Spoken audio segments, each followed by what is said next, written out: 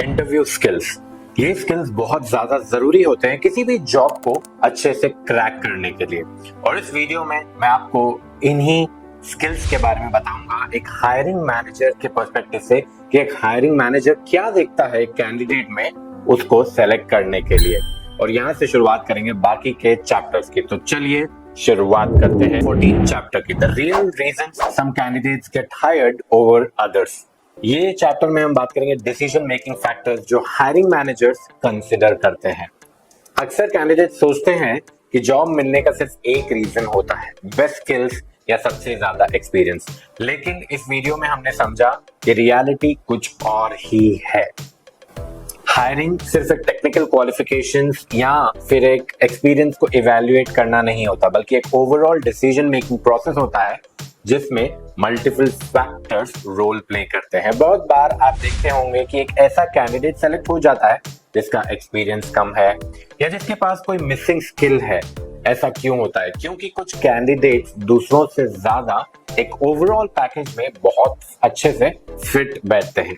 हो सकता है उन्होंने कंपनी का बहुत अच्छे से रिसर्च किया और उसका अच्छे से आंसर दिया, हो सकता है वो कल्चरली ज्यादा फिट हैं, या फिर जितने भी फैक्टर्स हमने बात किए वो सारों का एक कॉम्बिनेशन हो सकता है।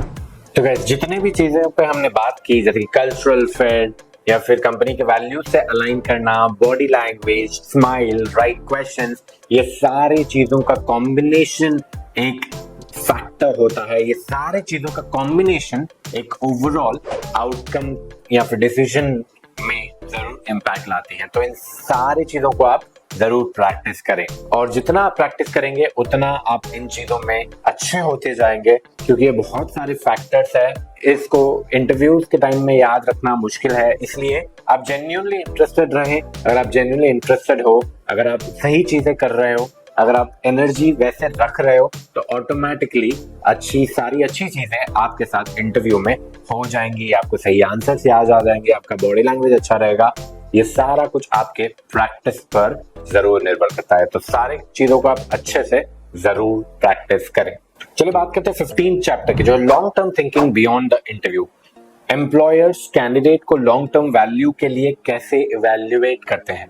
जॉब इंटरव्यू सिर्फ एक शॉर्ट टर्म सिलेक्शन प्रोसेस नहीं होता, बल्कि हायरिंग मैनेजर्स हमेशा लॉन्ग टर्म इम्पैक्ट सोचकर ही डिसीजन लेते हैं।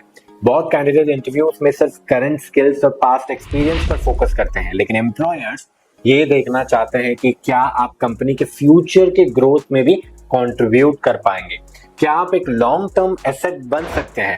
अगर आप सिर्फ इंटरव्यू क्लियर करने की सोच रहे हैं लेकिन एम्प्लॉयर के लॉन्ग टर्म एक्सपेक्टेशंस या विजन्स के साथ मैच नहीं हो रहे, तो ये एक डाउन साइड माना जाएगा। हायरिंग मैनेजर्स कुछ की फैक्टर्स को इवैल्यूएट करते हैं जो बताते हैं कि कोई कैंडिडेट एक लॉन्ग टर्म में कैसे अच्छा इन्वेस्टमेंट हो सकता है। जैसे कि फैक्टर्स जैसे कि ग्रोथ माइंडसेट और अडेप्टेबिलिटी। फैक्टर्स जैसे कि चीजों को, मुश्किलों के साथ सीखना, फेलियर्स को एक्सेप्ट करना, उनसे सीखना और उनसे एक पॉजिटिव माइंडसेट लाना। क्योंकि हर कंपनी में, हर ऑर्गेनाइजेशन में चेंजेस होती रहेंगी, अप्स एंड डाउन आती रहेंगी। चीजों को सीखने, ना सीखने, अनलर्निंग, लर्निंग का एक एक्सपीरियंस चलता रहेगा। उसमें अब लॉन्ग टर्म में आपका क्या रोल रहेगा, ये भी एम्प्लॉयर जरूर देखना चाहिए। कंपनी के विजन के साथ आपका अलाइनमेंट कैसा है। एम्प्लॉयर्स देखते हैं कि क्या आप कंपनी के मिशन और लॉन्ग टर्म गोल के साथ भी अलाइन होते हैं। अगर आप सिर्फ जॉब रोल पे फोकस कर रहे हैं और कंपनी के फ्यूचर विजन में कोई इंटरेस्ट नहीं दिखा रहे, तो हायरिंग मैनेजर्स आपको एक शॉर्ट टर्म कैंडिडेट मानेंगे, जिससे कि हो सकता है वो आपसे आगे बढ़ जाए और दूसरे कैंडिडेट को ढूंढने की कोशिश करे जो कि लॉन्ग टर्म में भी फिट रहे। लॉन्ग टर्म व्यू कंपनीज के लिए इसलिए भी इंपॉर्टेंट हो जाता है, वो देखते हैं क्वालिफिकेशन जो होती है लीडरशिप पोटेंशियल। हर ऑर्गेनाइजेशन चाहता है कि वो वैसे कैंडिडेट्स को हायर करे जो आगे जाकर लीडरशिप रोल्स में भी ले पाए, बड़ा भार ले पाए, बड़ी जिम्मेदारी ले पाए। अगर आप अपने इंटरव्यू में अगर कुछ ऐसा इनिशिएटिव दिखाते हैं जो कि प्रॉब्लम सॉल्विंग अप्रोच और एक लीडरशिप माइंडसेट को दिखाता है, तो फिर ये एक बहुत ही अच्छा पॉजिटिव साइड रहेगा। कंसिस्टेंसी और रिलायबिलिटी भी बहुत ज्यादा इंपॉर्टेंट हो जाता है। क्या आप पिछले ऑर्गेनाइजेशंस में कंसिस्टेंट थे या फिर आप बहुत ही कुछ ही महीनों में स्विच कर रहे थे। ये भी एक की फैक्टर होता है डिसीजन मेकिंग में, क्योंकि जो कैंडिडेट बहुत जल्दी स्विच करते रहते हैं एम्प्लॉयर्स हमको ऐसे देखते हैं कि वो उनके हायर करने के बाद अगर आप वहां से भी स्विच कर जाओगे तो उनको फिर से ये हायरिंग वाले प्रोसेस में बैठना पड़ेगा। उससे अच्छा ये है कि वैसे कैंडिडेट को ले जैसे कि एक बार हायर करे और कम से कम एक कैंडिडेट 2-4 साल के लिए तो कम से कम आज के डेट में उस ऑर्गेनाइजेशन के साथ रहे। एम्प्लॉयर्स ये भी देखते हैं कि cultural fit and team work, एक कंपनी के लॉन्ग टर्म सक्सेस में आप team work, harmony, cultural fit और अडेप्टेबिलिटी को कैसे बिठा रहे हो, इस चीज को भी जरूर देखा जाता है। चलिए बात करते हैं फाइनल चैप्टर, जो कि चैप्टर नहीं बल्कि एक कंक्लूजन है। Final thoughts that can change your interview game. अगर आप वीडियो में यहाँ तक अभी भी बने हुए हो तो कॉन्ग्रेचुलेशंस, आप सीखने के लिए बहुत ही अडेप्टेबल हो। आप इस पॉइंट को भी इंटरव्यू में रख सकते हो कि आप कभी कोई वीडियो, लर्निंग वीडियो को देखते हो, कोई कोर्स को देखते हो तो आप उसको बीच में नहीं छोड़ते, आप उसको एंड तक देखते हो।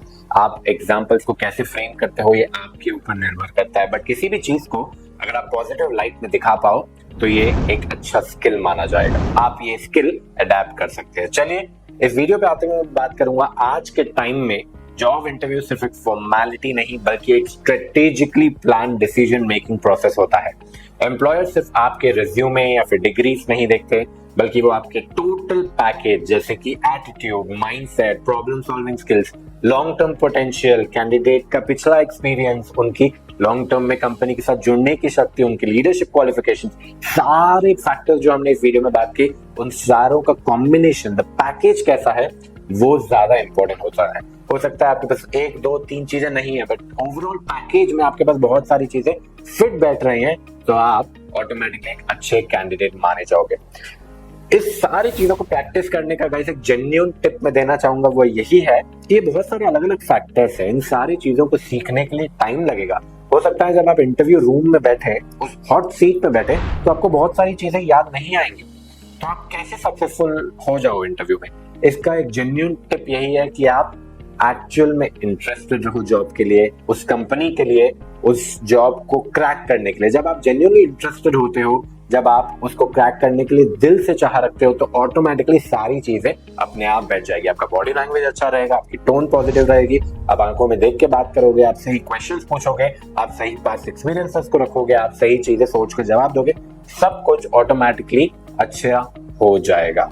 मेरा नाम है करण जुरानी। मैंने जितने सारे आपको इनसाइट्स बताए वो मेरे 12 साल के एक्सपीरियंस से निर्भर करते हैं, जिसमें बहुत सारे 8 से 10 साल का भी हायरिंग एक्सपीरियंस भी है।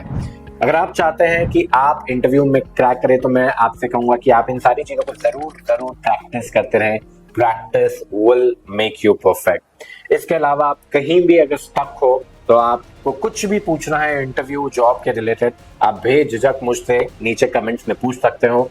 मैं हर कमेंट को देखता हूं पर्सनली और मैं आपका कमेंट का जरूर आंसर करूंगा।